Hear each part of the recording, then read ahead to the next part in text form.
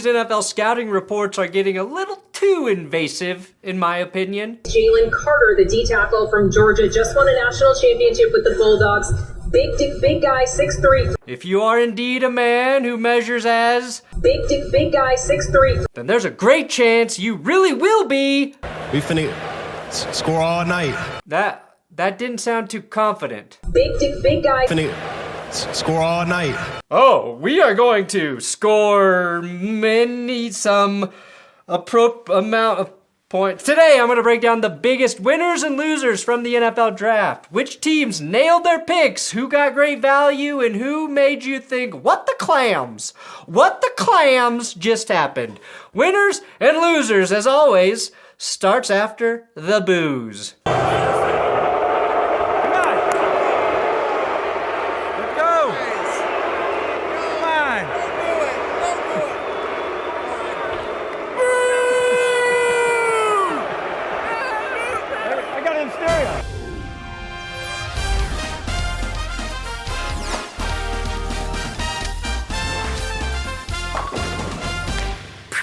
Don't wait till the end of the video, subscribe now before I disappoint you. Today's episode is sponsored by Raycon, and my special discount link below, buyraycon.com/thatsgood, which you can click in the description. Look, I've had the same pair of everyday earbuds for nearly 3 years.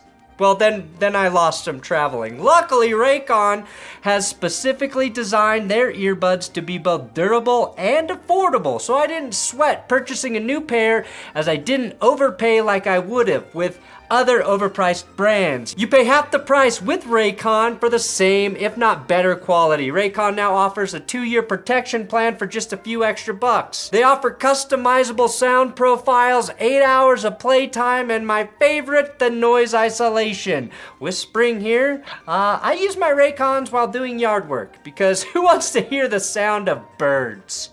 Ugh. I literally use my Raycons every single night when I go to sleep. I pop one in my ear with the noise ISO on and then listen to a podcast to knock me out while my wife Jess watches something else on TV.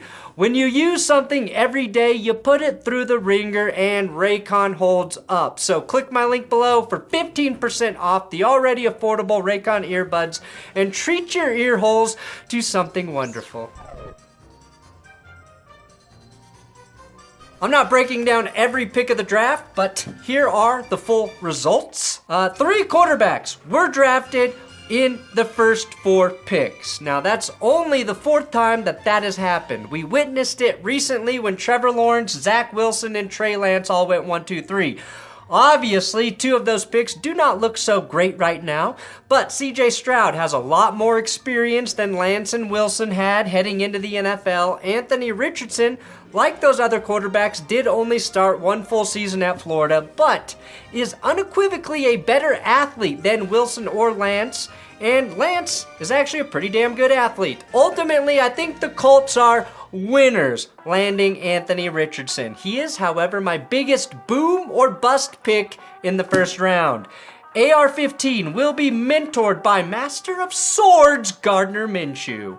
And I'm not sure how that translates, but I like it. Ultimately, Richardson has a much bigger upside than Will Levis, and the Colts have the right head coach in Shane Steichen to develop him.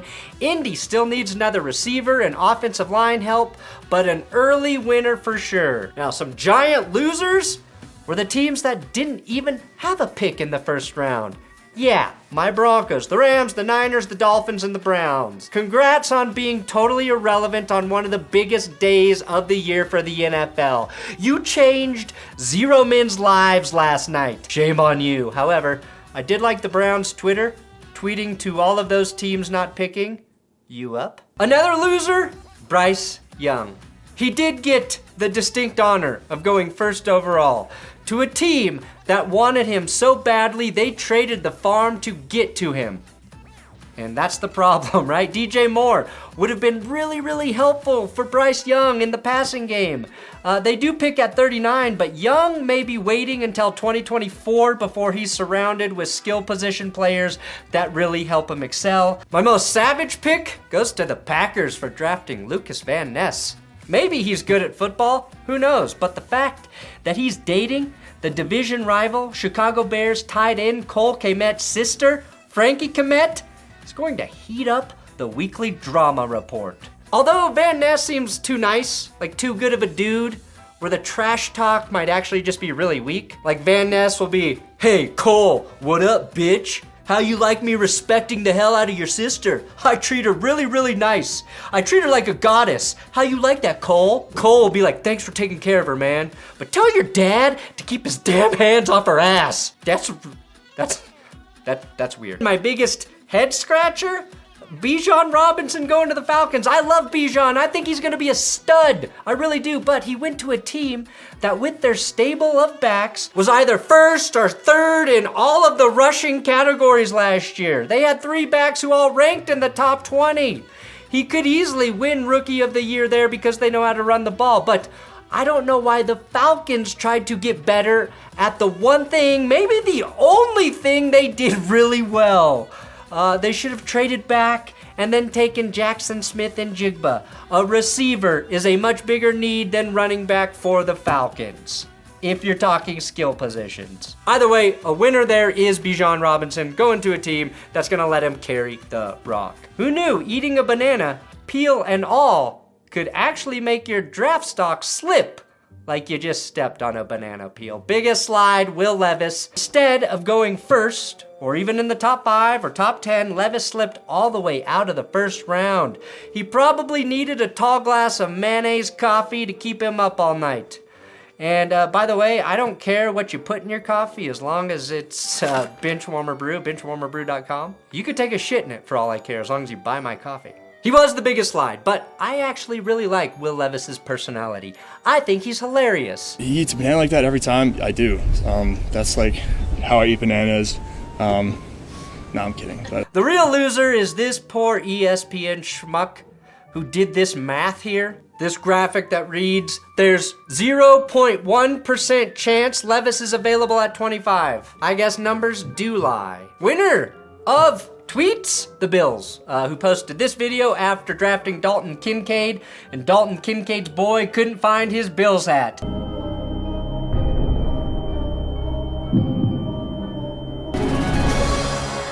Kincaid was a 0-star recruit coming out of high school and became the first tight end the Bills took in the first round since 1983 when they drafted Tony Hunter. Yes, even before Jim Kelly in that draft. The biggest reach ultimately goes to the Jets for taking edge rusher Will McDonald at 15. McDonald was projected to go late in the first, possibly even the early second, and the Jets take him off the board in the middle of the first with other edge rushers available.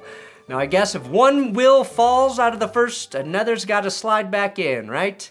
This is, though, the second year in a row that they've drafted an edge rusher in the first after taking Florida State's Jermaine Johnson last year, a guy who had just 2.5 sacks in 14 games as a rookie.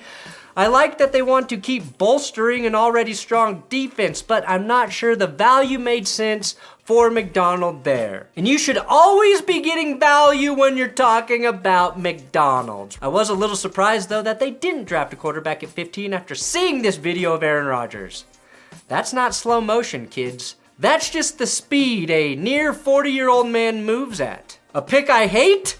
The Chiefs taking another edge rusher with a big upside at the end of the first round. Last year they got George Karlaftis, and now they have Frank Clark's replacement in hometown hero Felix Anadike Uzama. He had 19.5 sacks in the last 2 seasons, and now he faces the most sacked quarterback in the league in Russell Wilson twice a year. They get a grade of FML. Record for the most phones? Well, that goes to corner Emmanuel Forbes and his family. Someone should have told him they record the draft on television and in better quality than Uncle Bob's shaky-ass phone hand. Now, Washington drafted Forbes, and he will be compared to the corner taken right after him, my best value pick going to the New England Patriots for trading back and still landing Oregon corner Christian Gonzalez at pick 17. Belichick knows how to coach up corners, and I think he'll do wonders with the players gifted as Gonzalez. Losers? These 2 fucking guys who decided to show up wearing matching Ray Rice and Henry Ruggs jerseys. Speaking of outfits, I have to say Tyree Wilson had the best fit in the draft. He looks the way I think Jordan Addison was trying to sound. A lot of plays and a lot of touchdowns. We finna score all night. And he carried on the great tradition of trying to break Roger Goodell's spine with an aggressive bear hug. This is the pick I hate the most because the Raiders smartly took Tyree Wilson to put on the end of their defensive line or edge. The Raiders added a dude who generated quarterback pressures on 18% of his pass rush attempts, which was second most in the FBS last year. Worst trade goes to the New York Giants, who moved up one spot to select Maryland corner Deonte Banks. I like the pick, but I always get suspicious when teams trade up one spot. It feels like they got played. Maybe that was just the Bears when they traded up a single spot for Mitch Trubisky. Either way, I do think the Giants needed a corner, and I hope Banks is a great one. I just don't like the strategy there. Then we've got the Detroit Lions, who approached the draft like it was 1987, selecting the second best running back at 12th overall and an inside linebacker at pick number 18.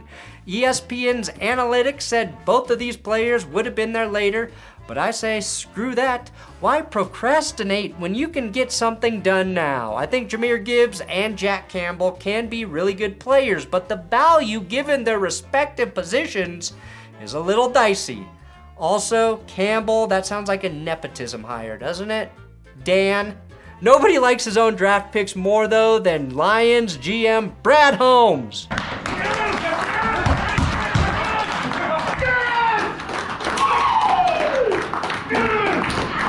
Imagine being DeAndre Swift and then seeing your bosses react to getting your replacement like this. That would be like me watching my parents celebrate with glee, asking them why are they so happy? And then they tell me it's because they adopted Tom Grossi. The Ravens made a very nice pick in receiver Zay Flowers, a speedy playmaker, inserted with newly acquired OBJ and the always reliable Mark Andrews and the up-and-comer tight end Isaiah Likely, and shit, the Ravens suddenly have a very complete ball-catching crew. Extending Lamar Jackson right before the draft was a huge win for the Ravens, but now all the pressure is on Lamar. He got paid, he got a new OC, and he has weapons. He has the most to prove in terms of expectations this season. And finally, here are my 3 teams that I think crushed the first round of the draft. Screw me, it's the Seahawks. They, of course, had the Broncos pick at number 5 and took corner Devon Witherspoon, who Pete Carroll compared to Troy Polamalu. Matt Miller compared him to Jair Alexander. If he's somewhere between those two guys, that's pretty damn good, isn't it? Pair him with Tariq Woolen, and suddenly the Seahawks may have 2 lockdown corners, shut down guys. They also gave Geno Smith a weapon, and they simply, patiently waited to take the first wide receiver in the draft. They had their pick of the litter, and they go Jackson Smith and Jigba at 20. 3 receivers went right after Jackson, so not only did Seattle start the run on wideouts, they got arguably the best one. Now, the Texans, you deserve some credit, Houston.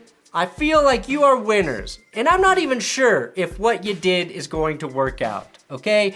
But I like that you dropped trow and put it all on the table, picking at 2 and then trading up to pick at 3.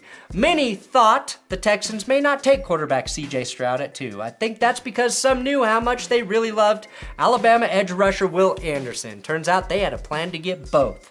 My one fear, though, for CJ Stroud is that he will never develop when he has to see this face anytime he makes a mistake in practice. 2 of the most important positions in the NFL, and they got the top 2 dogs at those spots. That's the cornerstones for your team moving forward if it works out. Philly easily had the best draft in the first round. I don't know how, but the NFC champs got out of this first round with both Jalen Carter and Nolan Smith, 2 of the biggest reasons Georgia won back-to-back national championships.